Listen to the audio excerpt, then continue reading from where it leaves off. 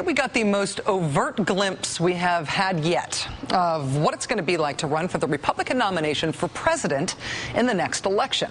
Today, Minnesota Governor Tim Pawlenty became the first Republican to put one foot in the race when he formally opened a new political action committee that he's calling Freedom First. Now, technically, the formation of Freedoms First is a way for him to raise money for fellow Republican candidates across the country. But in real life, it's his I really am running for president for real coming out party.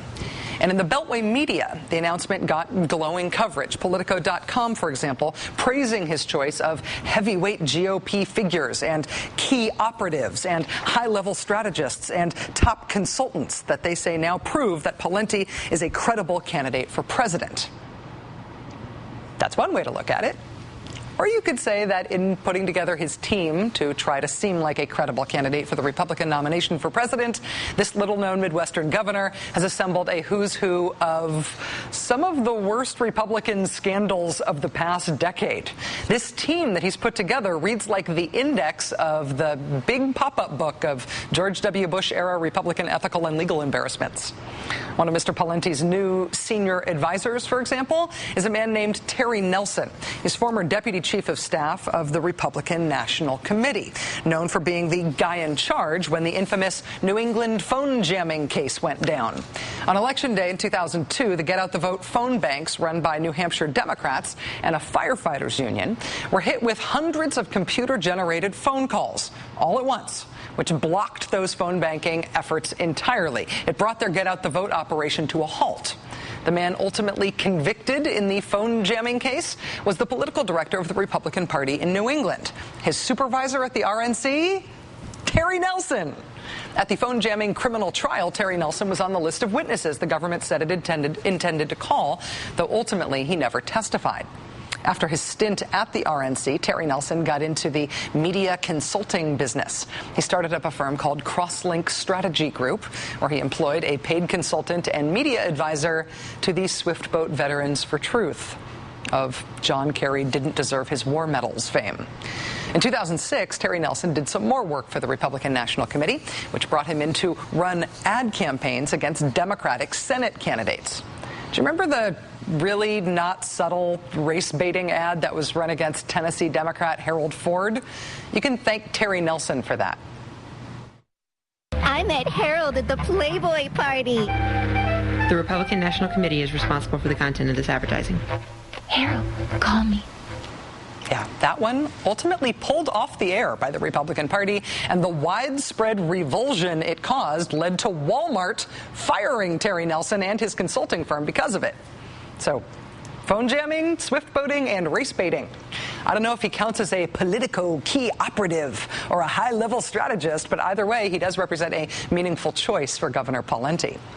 Also named as a senior advisor for Mr. Pawlenty and praised by the Beltway media for her experience in Washington is a person named Sarah Taylor. The Hill newspaper helpfully notes that Taylor was George W. Bush's White House political director from 2005 to 2007. Why would somebody leave a job like that in 2007? It's an odd year. It's not the end of a term. It's not key to any election. What was going on in 2007? Sarah Taylor stopped being the White House political director. She just stopped. She moved on. 2007. Did Mr. Rove or Ms. Myers intervene in the replacement of Mr. Cummings with Mr. Griffin? I can't answer that. I don't. I'm trying to answer your questions and respect the. Can you not answer it because of the privilege or because you just don't know? I don't. And then you said, I took an oath to the president, and I take that oath very seriously. Did you mean perhaps you took an oath to the Constitution? Yes, yeah, you're correct. I took an oath to the Constitution. Did you take a second oath to the president? I did not. What I should have said. So the answer was incorrect. The answer was incorrect. Thank you. What I should have said is that I took an oath. I took that oath seriously, and I believe that taking that oath means that I need to respect and do respect my service to the president. No, the oath says that you take an oath to uphold and protect the Constitution of the United States. That is your paramount duty. I know the president refers to the government as being his government. It's not. Senator, I can't remember what I had for breakfast last week. I just don't recall any of those conversations. I assume what you had for breakfast last week has not been the subject of considerable national attention. Oh, right, 2007.